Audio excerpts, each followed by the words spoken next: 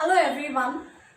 We are pretty much at the end of this topic on permutation groups, but let's also look at order of a permutation. So we have already defined order of an element in an earlier chapter that was on cyclic groups. So similarly, the same definition works even for order of a permutation. So if I say that order of a permutation is n, it means that n is the least positive integer such that sigma raised to n gives me identity. Now the only difficulty is, so if I really want to find out the order of a permutation, what I need to do is keep taking successive positive integral powers of that permutation till I hit upon the identity for the first time. But imagine that I know that the order of suppose I know that the order of a permutation is 6. Then I will have to first calculate sigma square, sigma raised to 3, sigma raised to 4, sigma raised to 5. Make sure that none of them are the identity, and then sigma raised to 6 should give me the identity. So it is going to be tedious to do these calculations because each permutation, each time you multiply two permutations, it takes up some time to multiply. So there will be quite a bit of calculations involved. So I'll give you a simple trick which will tell you an easy method to find out the order of an element. So one can of course go by the definition, but that is pretty time consuming.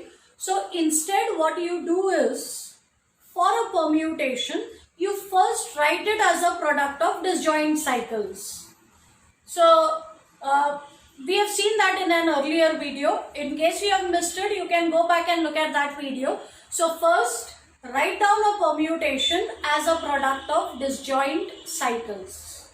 Now it may so happen that that permutation is itself a single cycle. So suppose while writing it as a product of disjoint cycles, in the product I come up with only one cycle. Then the length of that cycle, will become the order of the permutation. So it is that simple. Okay. However, if sigma is a product of disjoint cycles,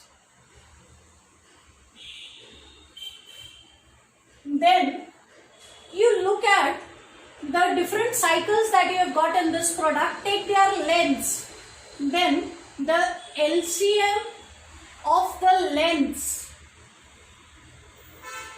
you take the least common multiple of the lengths of the different cycles involved, and that will give you the order. So the first order of business is to write a permutation as a product of disjoint cycles. So let's look at this problem. Okay, I must also mention the first three, it's clear that the first three permutations are in S8. This permutation, let me take it in S13.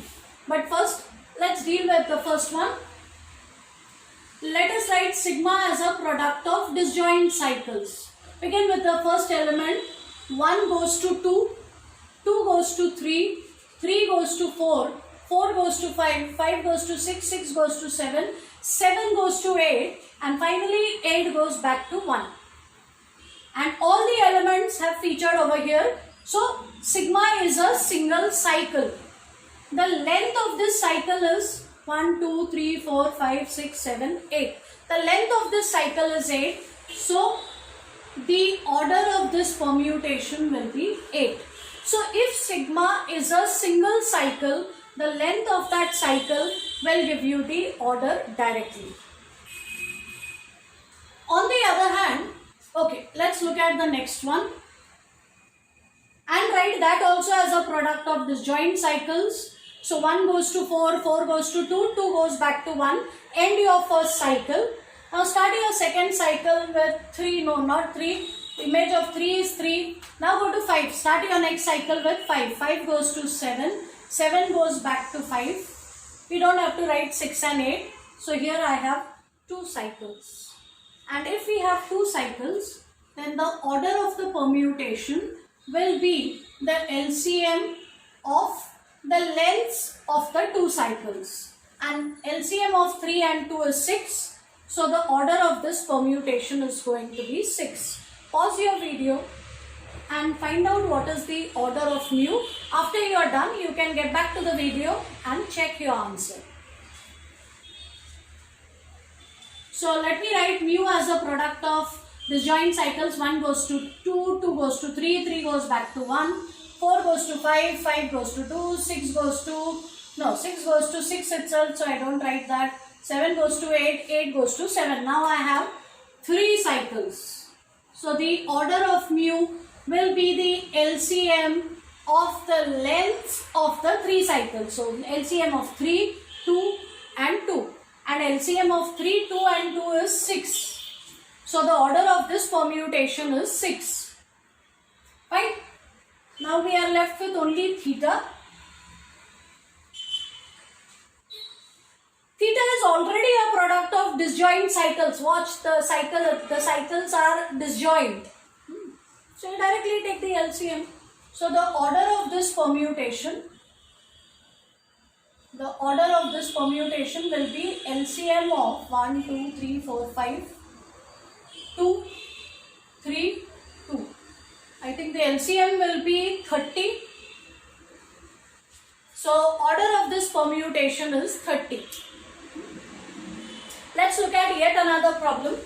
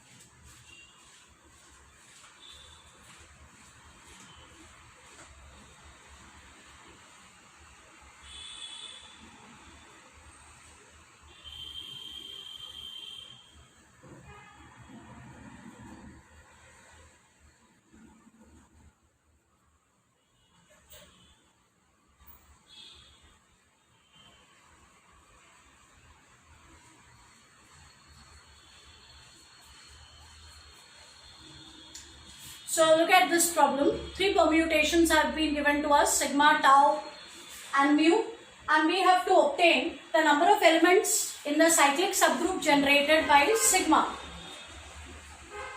We'll use a result from cyclic groups for this. We know that the order of a cyclic group is always equal to the order of the generator. So if I find out what is the order of sigma, that will directly tell me what is the order of this subgroup. So indirectly, this is a question based on order of the permutation. And for that, remember our technique. We write sigma as a product of disjoint cycles. 2 goes back to 1. So sigma is a single cycle, and because sigma is a single cycle, order of sigma will be equal to 6. So if I look at the subgroup generated, the cyclic subgroup generated by sigma, then the order of this subgroup will be the same as the order of sigma, and the order of sigma is 6. So the number of elements in this cyclic subgroup is 6. Okay. Let's next find out the number of elements in the cyclic subgroup generated by tau square. So we will need the order of tau square. So let's find out tau square first. Tau square is tau circle tau which is 1, 2, 3, 4, 5, 6, 2, 4, 1, 3, 6, 5, multiplied by the same 2, 4, 1, 3, 6, 5. Let's multiply these two permutations. So we get 1, 2, 3, 4, 5, 6. 1 goes to 2, 2 goes to 4, 2 goes to 4, 4 goes to 3, 3 goes to 1, 1 goes to 2, 4 to 3, 3 to 1, 5 to 6, 6 to 5, 6 to 5 and 5 to 6. So this is the permutation that I get. So if I try to write tau square as a product of disjoint cycles, I'll get 1 goes to 4, 4 goes to 1, 2 goes to 3, 3 goes to 2. So the order of this element will be LCM of the lengths of these two cycles, which is LCM of 2 and 2, which is equal to 2. So order of tau square is 2, and that means the order of the subgroup generated by tau square is also equal to 2.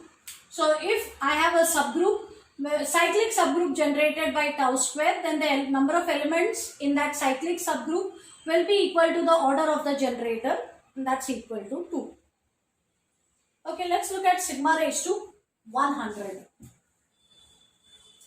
In part 1, in the first part of the problem, I proved that the order of sigma is 6. Now, if the order of sigma is 6, remember the definition, sigma raised to 6 should give me the identity. So, if I now look at sigma raised to 100, sigma raised to 100 can be written as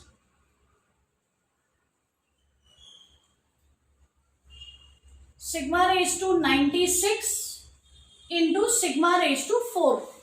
I have split 100 as 96 and 4. The reason why I have done this is sigma raised to 6 raised to 16. Because this 96 is a multiple of 6. Power raised to power, powers are multiplied. And sigma raised to 6 is identity. So this will be identity raised to 16 into sigma raised to 4. Identity raised to any power is identity. So this is sigma raised to 4. This of course is not your final answer, but at least it is much easier to compute sigma raised to 4 as compared to sigma raised to 100. So firstly we simplify sigma raised to 100. We show that it is equal to sigma raised to 4. Now second part I expect you all to do. You will have to find out what is sigma square first and then take a shortcut. Don't find sigma cube and then sigma raised to 4. After you find sigma square, you can use sigma square times sigma square is sigma raised to 4. And that will give you sigma raised to 4 in just 2 steps. Look at mu raised to 100. Same way you can solve the problem for mu. First you will have to find out the order of mu so that you will know which power of mu is going to give you the identity, and then you can simplify that in a similar manner. That's all for now. We are just left with orbits, the concept of orbits. So that will be our next lecture, and that will be the last lecture. We will finish permutation groups in the next lecture. Thank you.